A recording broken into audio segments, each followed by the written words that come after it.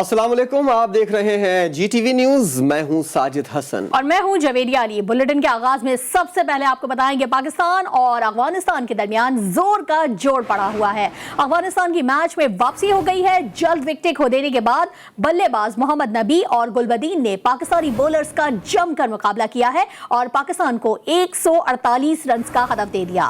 Match के शुरू में अफगान टीम ने गैर जिम्मेदारी का मुजाहरा करते हुए ऊंचे शॉट्स खेलने के चक्कर में अपनी विकेटें गंवा दी, लेकिन मोहम्मद नबी और गुलबदीन की शानदार बल्लेबाजी ने मैच का रुख तब्दील कर दिया और पाकिस्तान को बड़ा हदफ देने में अफगानिस्तान को कामयाबी हासिल हो गई। गुलबदीन और कप्तान नबी ने 35-35 रन की इनिंग खेली, जबकि इमाद वसीम ने 2 खिलाड़ियों को आउट किया।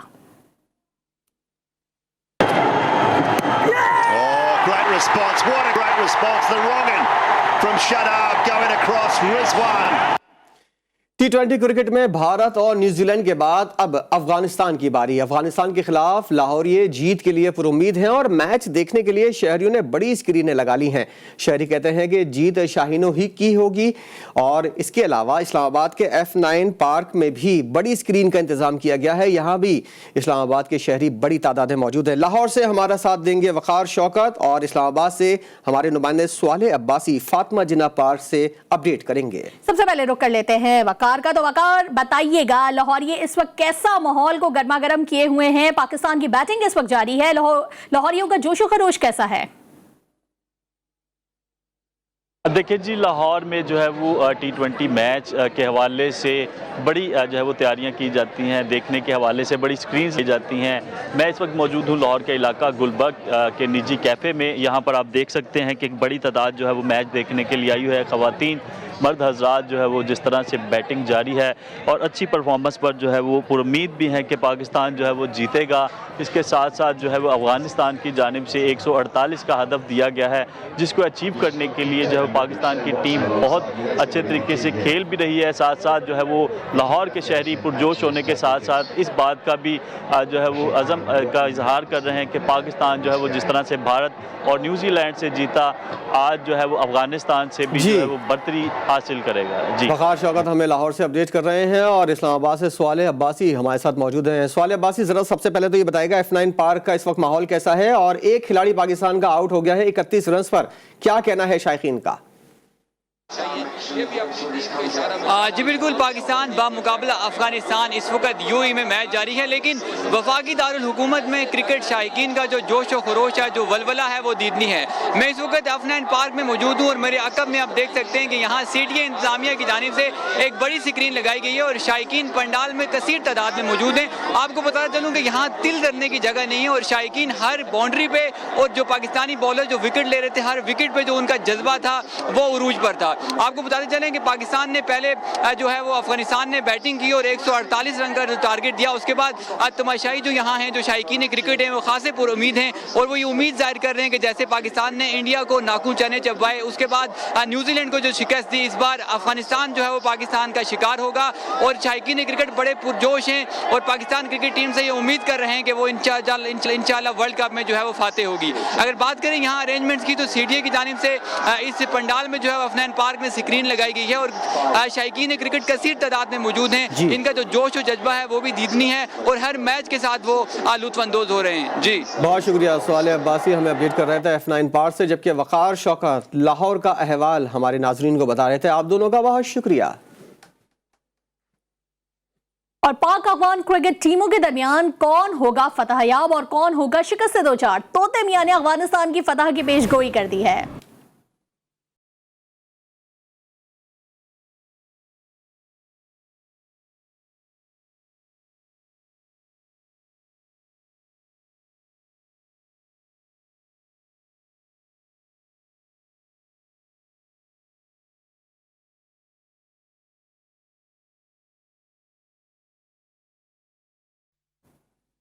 और अफगान टीम की जीत की खुशी में हवाई फायरिंग ना की जाए। तालिबान ने पाक अफगान मैच से मुतल्लिक वार्निंग जारी कर दी है।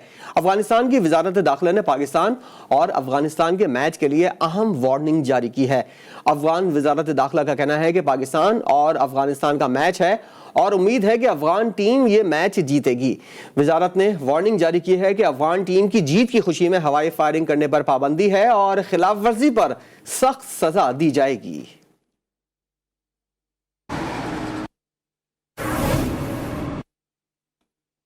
और लाहौर और इस्लामाबाद का हमने आपको अहवाल बताया कि वहां पे शायकीन क्रिकेट किस तरीके से एंजॉय कर रहे हैं। लाइव स्क्रीनिंग कराची में भी कुछ ऐसा ही माहौल है।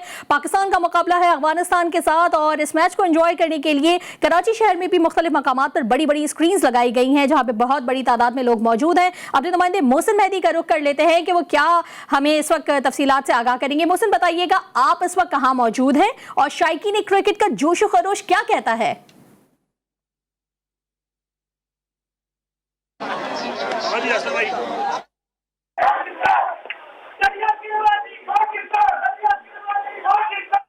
मोहसिन मेहदी से रब्ता करने की कोशिश करेंगे। अहम मैच को एंजॉय करने के लिए कराची शहर के मुख्तलिफ मकामात पर बड़ी स्क्रीन लगाई गई हैं। वर्ल्ड T20 में दिफाई चैंपियन वेस्टइंडीज की पहली फतह। बांग्लादेश को सनसनीखेज मुकाबले के बाद 3 रन से शिकस्त देकर सेमीफाइनल की दौड़ से बाहर कर दिया। बांग्लादेश को वर्ल्ड कप में मुसलसल तीसरी शिकस्त का सामना करना पड़ा। बांग्लादेशी टीम 143 रन के ताक़ुब में 139 रन ही बना सकी।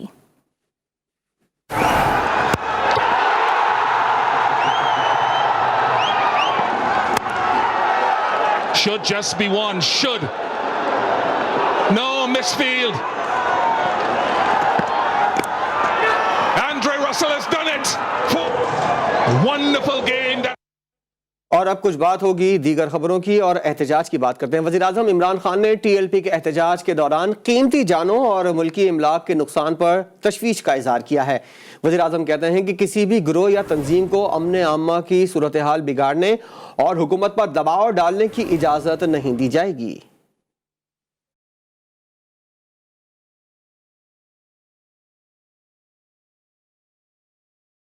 वज़ीर-ए-आज़म इमरान खान की ज़ेर सदारत कौमी सलामती कमेटी का इजलास हुआ। इजलास में वफाकी वज़रा, मुशीर कौमी सलामती, chairman joint chiefs of staff committee, तीनों मुसल्लह अफवाज के सरबराहान, DGISI, IB और FIA और सीनियर सिविल और अस्करी हुकाम ने शिरकत की। वज़ीर-ए-आज़म ने TLP एहतजाज के दौरान जानो माल को नुकसान पहुँचाने पर गहरी तशवीश का इजहार किया। उन्होंने वाज़े किया कि कलअदम तंजीम की जानिब से मज़ीद खिलाफ वर्जियों को हरगिज़ बर्दाश्त नहीं किया जाएगा। NSC के एलामिये के मुताबिक इजलास के दौरान कमेटी को मुल्क की दाखिली सूरत हाल और TLP के एहतजाज से मुतालिक ब्रीफिंग दी गई। कमेटी ने कानून की अमलदारी में खलल डालने पर मजीद कोई रियायत न देने पर इत्तफाक किया। कमेटी का कहना था कि रियासत के तहम्मुल को कमजोरी की अलामत न समझा जाए। कमेटी ने पुलिस की पेशावराना कारकर्दगी और तहम्मुल को खिराजे तहसीन पेश किया और कहा कि पुलिस को जानो माल के तहफ़्फ़ुज़ के लिए दिफा का हक हासिल है।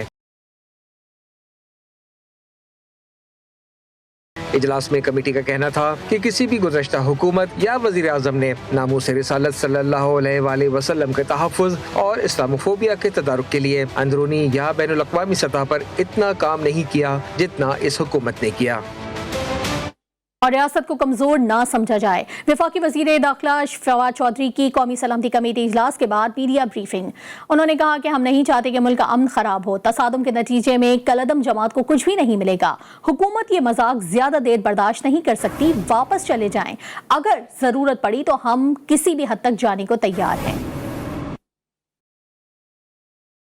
की रियासत को कमजोर ना समझे। आप डंडे लेके, सोटे लेके, लोगों की अमलाक को आग लगा के, पुलिस वालों को शहीद करके, उनको जख्मी करके आप रियासत से अपनी बातें मनवा सकेंगे? ये नहीं होगा। हमारी सिक्योरिटी फोर्सेस पूरी तरीके से तैयार है और अगर जरूरत पड़ी तो हम किसी हद तक भी जाने को तैयार हैं। हुकूमत का मकसद ये होता है कि अमन बरकरार रहे।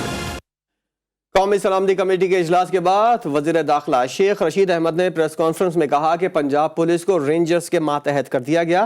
कोशिश है मामलात अफ़ाम तफ़हीम के जरिए हल हो जाएं। तहम रियासत के रिट पर किसी सूरत समझौता नहीं कर सकते। शेख रशीद ने कहा कि वज़ीर-ए-आज़म कल या इतवार को कौम से खिताब करेंगे। इमरान खान हालत हाज़िरा कौम के सामने रखेंगे। वज़ीर-ए-आज़म का खिताब पूरी हुकूमत का बयानिया होगा। आर्टिकल 147 के तहत पंजाब में पुलिस को रेंजर्स के मतहत कर दिया। हमारी कोशिश है कि मामलात अफ़ाम और तफ़हीम से तय हो पाएँ। इन लोगों से मुज़ाकरात होते हैं, वो किसी नतीजे पे पहुँचते हैं या नहीं पहुँचते तो आपको सूरत हाल से आगाह किया जाएगा। लेकिन प्राइम मिनिस्टर शायद कल खिताब करें कौम से या परसों करें। और स्पीकर पंजाब असेंबली परवेज इलाही का हुकूमत को मशवरा, कहा हुक्मरान अना खत्म करके मुज़ाकरात के जरिए मसला हल करें, हुकूमत खून खराबे की जिम्मेदारी खुद पर ना ले, टकराव की सूरत हाल में सिर्फ मुल्क का नुकसान होता है, दोनों जानिब से बातचीत के लिए दरवाजे बंद नहीं होने चाहिए। खबर आपको देंगे, कराची में मैट्रिक बोर्ड ऑफिस के करीब कायम पेट्रोल पंप में धमाका हुआ, जिसके नतीजे में 4 अफराद हलाक और 6 से ज़ायद जख्मी हुए हैं। जख्मियों को फौरी तौर पर अब्बासी शहीद अस्पताल मुंतकिल किया गया है। मजीद क्या तफसीलात हैं जानेंगे बुरहान मुस्तफ़ा से। बुरहान, आप बताइएगा क्या तफसीलात मालूम हो सकी हैं और धमाका कैसे हुआ, मरने वाले अफराद की कौन हैं ये?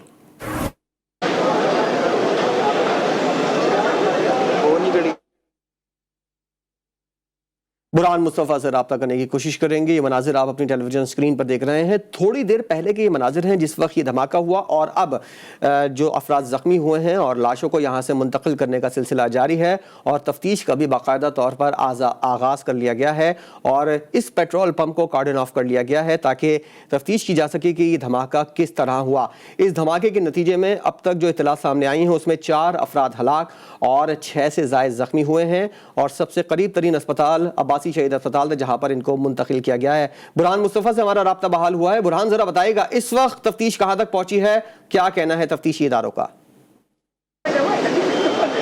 जी बिल्कुल, इस वक्त मैं उसी मकाम पर मौजूद हूँ जहाँ अब से कुछ देर कबल नॉर्थ नाज़माबाद में वाक़ एक पेट्रोल पंप पर इब्तदाई मालूमात के मुताबिक एक ज़ोरदार धमाका हुआ था, जिसके बाद जो है वो कानून नाफिज करने वाले इदारे के अफसरान और अहलकार जो है वो जाए वक्फा पर पहुँच चुके हैं। जबकि DIG ईस्ट नासिर आफ्ताब के मुताबिक यहाँ पे पंप से शवाहिद जो है वो नहीं मिले हैं, जबकि इस पंप पे जो कंप्रेसर रूम और इलेक्ट्रिक रूम है उस रूम में जो है वो इलेक्ट्रिक ब्लास्ट हुआ है, जिसके नतीजे में 4 अफराद जो है वो जाँ बहक और 6 अफराद जो है वो जख्मी हुए हैं, जिन्हें करीबी अस्पताल जो है आबादी शहीद अस्पताल मुंतकिल किया गया है। जबकि इस पंप को जो है वो मुकम्मल तौर पर सील कर दिया गया है। कानून नाफिज करने वाले इदारे इस पंप के अतराफ जो है वो तैनात है, जबकि पंप के जो अमला है वो यहाँ पर नहीं है और यहाँ पे सबसे ज़्यादा तादाद जो बताई जाती है वो मोटरसाइकिल सवारों की थी जो पेट्रोल भरवाने यहाँ पर आए थे और यहाँ पे जैसी धमाका हुआ है उसके नतीजे में लोगों की लाशें जो थी वो यहाँ पंप पर मौजूद थी, जिसे फौरी तौर पर अस्पताल मुंतकिल किया गया।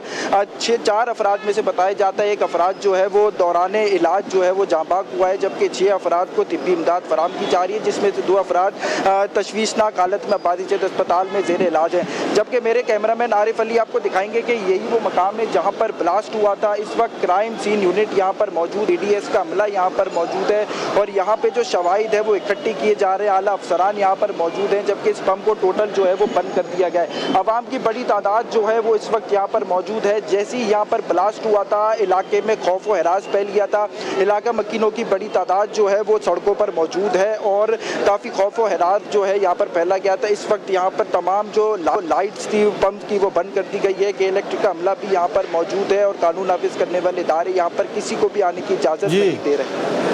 बहुत शुक्रिया आपका बुरहान मुस्तफ़ा, पेट्रोल पंप से हमें अपडेट कर रहे थे। मीर अब्दुल कुद्दूस बजिंजो ने 18वें वज़ीर आला बलूचिस्तान की हैसियत से हलफ उठा लिया। हलफ उठाते ही कहा है कि 15 रोज में वो हुकूमती पॉलिसी का ऐलान करेंगे, बातें नहीं अमली इक़दामात करेंगे। वज़ारत आला बलूचिस्तान का कलमदान मीर अब्दुल कुद्दूस बजिंजो ने संभाल लिया और 18वें वज़ीर आला की हैसियत से हलफ उठाया। मैं अब्दुल कुद्दूस बजिंजो सद के दिल से हलफ उठाता हूँ कि मैं खलूस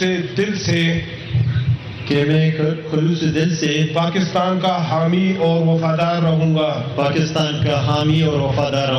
साबिक वज़ीर आला जाम कमाल से जान छूटने पर अपोजिशन लीडर जाहिद रेगी ने असेंबली में सजदे शुक्र भी अदा किया।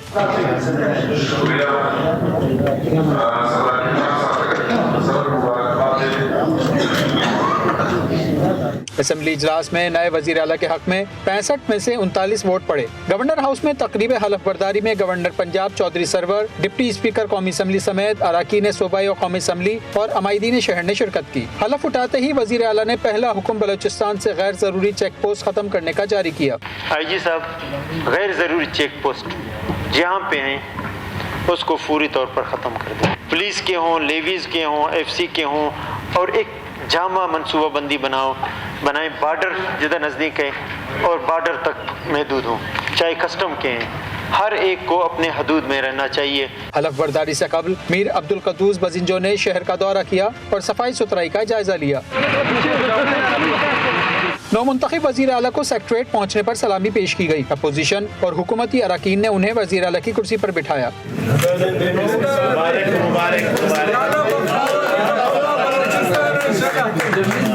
मीर अब्दुल क़ुद्दूस बजिंजो के वज़ीर आला बनने की खुशी में बलोचिस्तान के मुख्तलिफ इलाकों में मिठाइयाँ तकसीम की गईं। दालबंदीन में शहरियों ने ढोल की थाप पर रक्स भी किया।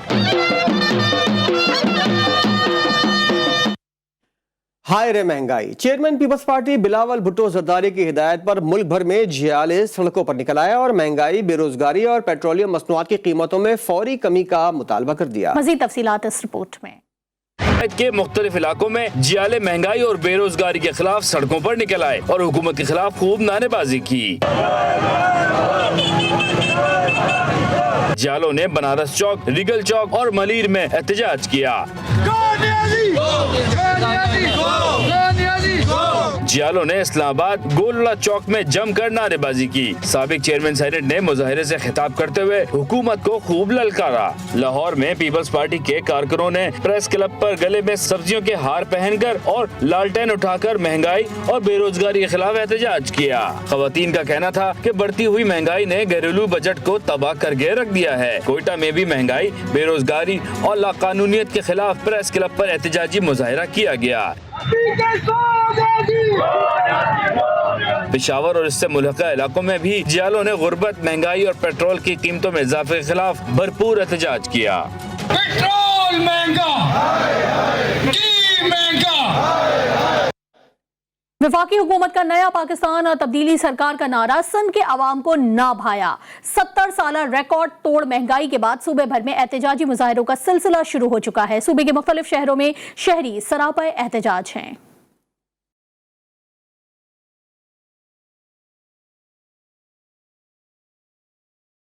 वफाकी हुकूमत की बढ़ती महंगाई के अहकामात के खिलाफ सिंध भर में अवाम पीपल्स पार्टी की ज़ेरे क़यादत सड़कों पर निकल आए। हैदराबाद, सक्खर, लाड़काना, दादू और नवाब शाह में 6 माह में मुतादिद बार पेट्रोलियम मसनूआत की कीमतों में इजाफे पर शहरियों ने एहतजाजी रैलियां निकाली और धरना दिया। शहरियों का कहना है कि अवाम का महंगाई के खिलाफ शोर वफाकी हुकूमत की नाअहली का बोलता सबूत है। महंगाई के खिलाफ जारी धरनों में हुकूमत के खिलाफ शदीद नारेबाजी की गई। मुजाहिरीन ने कौमी पर धरना दिया, जिसकी वजह से ट्रैफिक ब्लॉक हो गया। मुजाहिरों में खवातीन भी शरीक थीं। पाकिस्तान की 22 करोड़ अवाम जो है वो सिर्फ तंग नहीं, बेजार हो चुकी है इस गवर्नमेंट की पॉलिसियों की वजह से। पाकिस्तान की तारीख में इससे पहले कभी IMF के साथ ऐसे मुआहदे नहीं हुए, ऐसी शर्तें मंजूर नहीं की गई, ऐसी कंडीशनल मुआहदे नहीं हुए जो मौजूदा गवर्नमेंट ने पिछले 3 सालों में किए हैं। और उसी की वजह है कि यहाँ पर एक महंगाई का तूफान बरपा हुआ है। वफाकी हुकूमत की पॉलिसियाँ अवाम की बेहतरी के लिए काम नहीं कर रही हैं। 22 करोड़ अवाम बेरोजगारी और महंगाई के बोझ तले कब तक दबी रहेगी। तब्दीली सरकार ने आवाम को बार बार बिजली की कीमतों में इजाफे के झटके लगाने का तहिया कर रखा है। वफाकी हुकूमत ने आज फिर नेपरा से बिजली के बुनियादी टैरिफ में ₹1.39 फी यूनिट इजाफे की दरखास्त कर दी। नेपरा रवा बरस अब तक मजमूई तौर पर बिजली के निर्खों में ₹12.03 फी यूनिट इजाफे की मंजूरी दे चुकी है।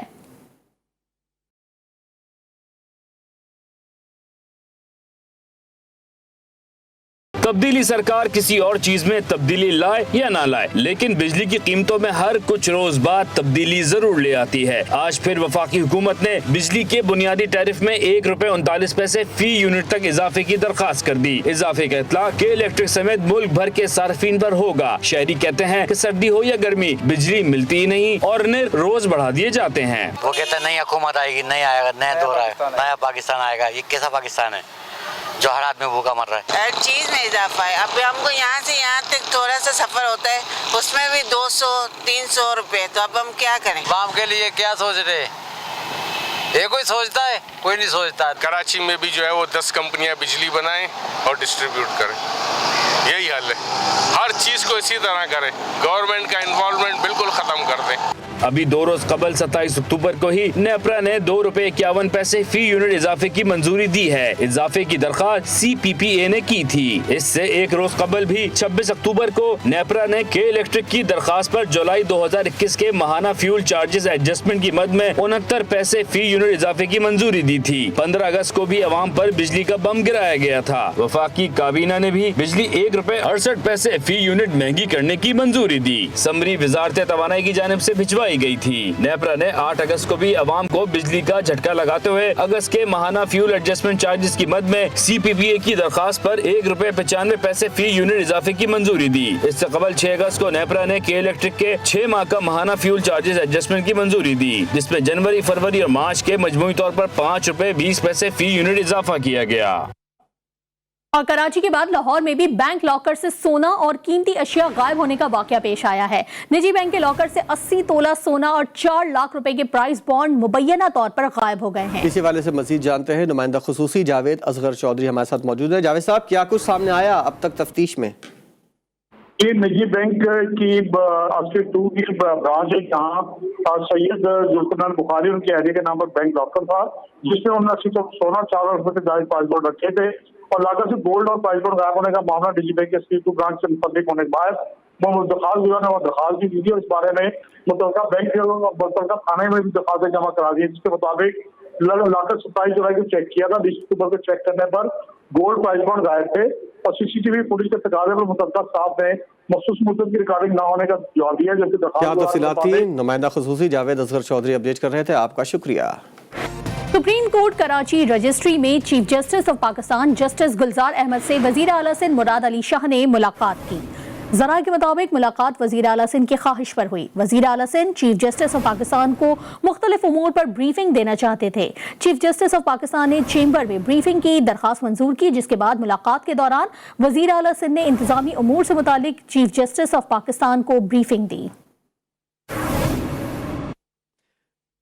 बाल खवातीन की शख्सियत का अहम हिस्सा होते हैं, लेकिन अगर किसी खातून के बाल लंबे और घने नहीं तो उसे परेशान होने की जरूरत नहीं है। खूबसूरत हेयर स्टाइल्स की मदद से ये मसला भी हल हो चुका है। इस हवाले से देखिए हिरा ज़की की रिपोर्ट।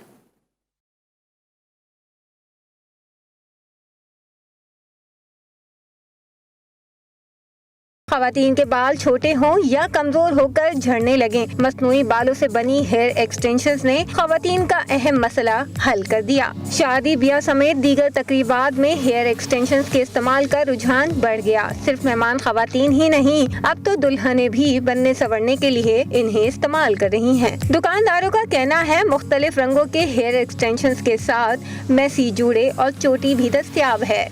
क्लिप वाली होती है, एक्सटेंशन होती है, उसके बाद जूड़े वगैरह मिल जाएंगे आपको। फिर डेली बेसिस में अपना कस्टमर क्लिप वाली भी लेती हैं, पूरे सर की भी लेती हैं। 500 से शुरू है तो हमारे पास 5000 तक की होती हैं। हर मुख्तलिफ रेट होते हैं, जैसी क्वालिटी होती है वैसी चीज़ होती है। खवातीन अब जब चाहें अपने बालों को कटवाए बगैर इनकी स्टाइलिंग कर सकती हैं। अब खवातीन के बाल छोटे हों या पतले हों, घबराने की कोई ज़रूरत नहीं, क्योंकि अब मार्केट में आ गई हैं तरह तरह की एक्सटेंशन, जिनसे खवातीन मुख्तलिफ तरीके के हेयर स्टाइल्स बनवा सकती हैं। कैमरामैन सलीम अली के साथ हिरा ज़की, GTV न्यूज़, कराची। एक ब्रेक के बाद हाजिर होंगे हेडलाइंस के साथ। देखते रहिए GTV न्यूज़।